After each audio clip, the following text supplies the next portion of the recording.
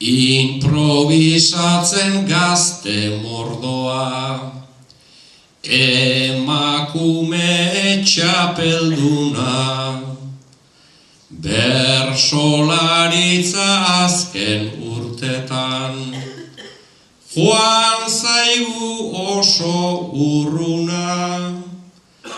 izan ez balitz Lucio Gaviria,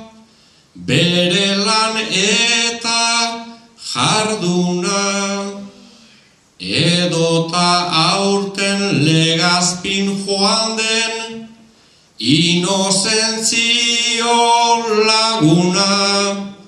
bersolaritza ez litzateke, gaur egunean deguna.